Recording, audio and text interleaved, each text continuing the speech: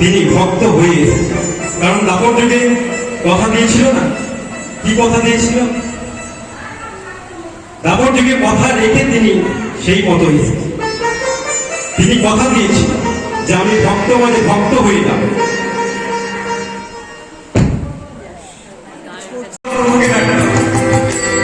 তাই তিনি লেখনের মধ্য দিয়ে বলছেন,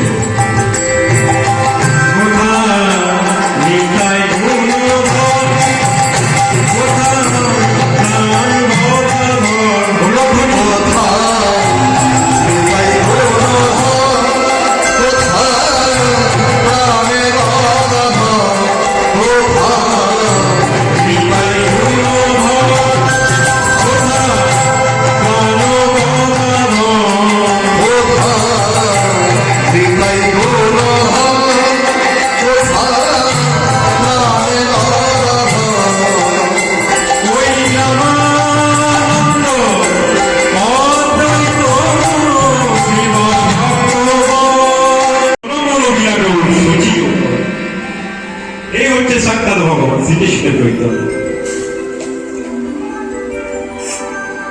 শুধু রাধা কৃষ্ণকে নিয়ে মাতামাতি করলে তো হবে না, আগে আমাদেরকে গৌরতত্ত্বটাকে ভালো করে জানতে হবে। কারণ মুর্শিদাবাদ জেলা কৃষ্ণের লীলা, এখানে কৃষ্ণ অষ্টকালী লীলাতে অটুট, তাই না? কিন্তু আমি বহু হরিসভায় প্রচার করি বেশিরভাগ বহু কথা, যার জন্য আমরা রাধা কৃষ্ণ বিগ্রহ পেয়েছি। একমাত্র অবদান হচ্ছে সাক্ষাৎ ভগবান শ্রীকৃষ্ণের চরিত্র, তাকে কখনো ভুলে গেলে হবে। অতএব গৌরতত্ত্ব বলতে যে বক্তা হোক না কেন, তাকে গৌরতত্ত্ব আগে বলতেই হবে।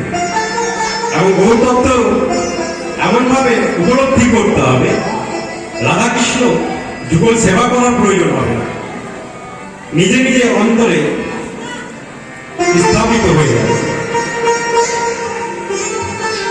কারণ বৈষ্ণব পদকর্তা লিখেছে, কি লিখেছে না, গৌরাঙ্গেরও সঙ্গী নয় নিত্য সিদ্ধি পরিমাণ, সে যায় ব্রজেন্দ্র সুত পাশ, শ্রীগৌর মণ্ডল ভূমি যেবা জানে চিন্তামন, তার হয় ব্রজমূলে ভাস।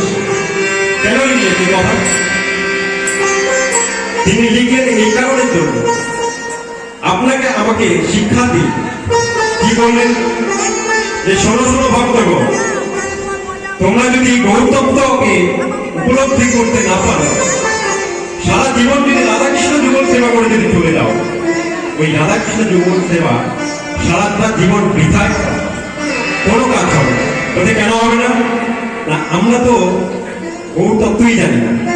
কজন বলতে পারবেন আপনারা অষ্ট কবিরাজের জীবনী, দ্বাদশ গোপালের জীবনী?